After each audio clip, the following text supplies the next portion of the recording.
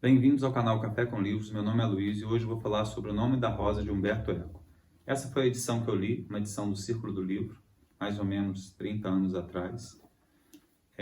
E essa aqui é uma edição nova que trouxe vários acréscimos à obra. Um ensaio do Humberto Eco, temos aqui um ensaio bastante interessante da década de 80 sobre a obra, que fala de literatura, que fala como ele escreveu o livro, fala da relação dele com o leitor, com a obra. Muito bom ensaio, enriquece muito. E a gente tem também aqui a tradução das citações latinas que a obra contém e que não eram traduzidas. Essas citações, elas não impediam a leitura da obra, nem dificultavam. Mas enriquece você ter a tradução aqui, ao final da obra, de todas as citações. Vamos lá. Essa é uma obra muito rica, muito interessante, literatura assim, em alto nível, literatura realmente em alto nível. É uma obra-prima. E ela tem a vantagem de agradar um público muito amplo, porque ela foi escrita para um leitor que seria um leitor bastante culto e erudito, mas também para a pessoa que apenas queria uma diversão, queria se divertir com uma boa história. Então nós temos aqui uma trama, a essência do livro, que é uma trama que eu chamaria de uma trama policial. Nós temos um frei que atua como um detetive tentando desvendar crimes num mosteiro. Ele tenta resolver esses crimes através do uso da razão, como um Sherlock Holmes. E, inclusive, ele é inglês. Ele está nesse mosteiro para intermediar um encontro de antagonistas nesse contexto religioso, mas é entregue a ele a missão de desvendar uma série de assassinatos que começam logo assim que ele chega e que vão acontecendo durante a obra, durante a narrativa, durante o desenrolar da obra. Esses assassinatos aparentemente estão relacionados ao livro de Apocalipse, então eles fazem referência à questão de sangue, de geada, de água, enfim, a elementos presentes no livro do Apocalipse, como se fosse uma sequência. Isso também gera assim, uma apreensão muito grande no próprio mosteiro. O desfecho, o desvendar desse mistério é bastante interessante. Nós temos um final muito bem feito, porque normalmente muitas obras, elas têm uma dificuldade com o final. O final às vezes é decepcionante, aqui não. Aqui nós temos o assassino mais improvável, a motivação é cheio de reviravoltas durante o desenrolar da obra, e a motivação também é muito improvável para a gente que está lendo durante a narrativa. O método de matar também a gente só vai perceber logo bem adiantado no livro, também é bastante diferente. Então, assim, é uma trama muito bem escrita, muito bem feita, digna de qualquer outro livro de mistério. É muito interessante, prende a gente isso. Ligado a isso, nós temos a descrição do mosteiro, como as pessoas viviam nesse mosteiro, como era um mosteiro, como era a dinâmica interna do mosteiro, como é que era esse mundo, a questão econômica, a questão religiosa, a relação com a população ao redor. E isso é muito enriquecedor, é uma aula de história. Nós temos aqui também um contexto medieval, embora seja o fim da Idade Média, a Idade Média está começando a desaparecer, mas nós temos aqui uma metafísica, um espírito do tempo medieval dentro desse mosteiro, que algumas pessoas percebem, e existem elementos que demonstram que ele está acabando.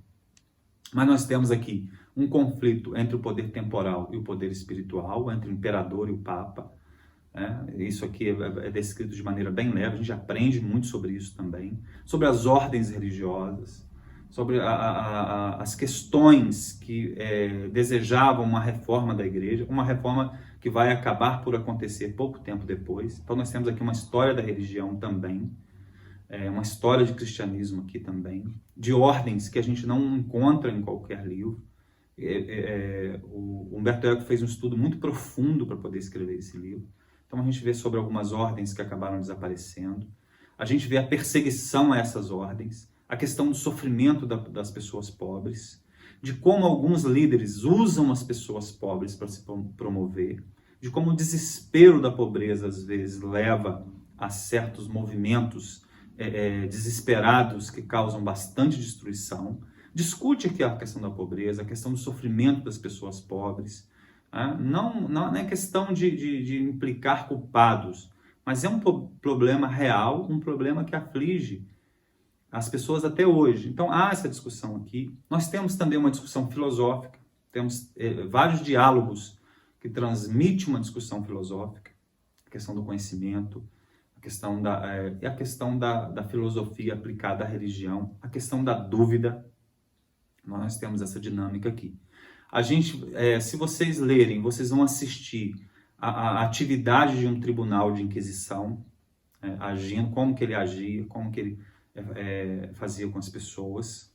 Nós temos uma biblioteca, que também é elemento importantíssimo dessa história, porque a gente tem uma história dos livros até então, como que o conhecimento era transmitido, como que era reproduzido, como que era adquirido, qual a importância do conhecimento para esses mosteiros, como que uma instituição ligada à religião e ao conhecimento também desperta vários movimentos de poder, várias vaidades. Às vezes a pessoa pensa que certas relações institucionais ligadas ao conhecimento são apenas por amor ao conhecimento, mas não são. São também relações de poder, são também relações que envolvem muita vaidade, muita arrogância. Então o livro trata disso tudo aqui.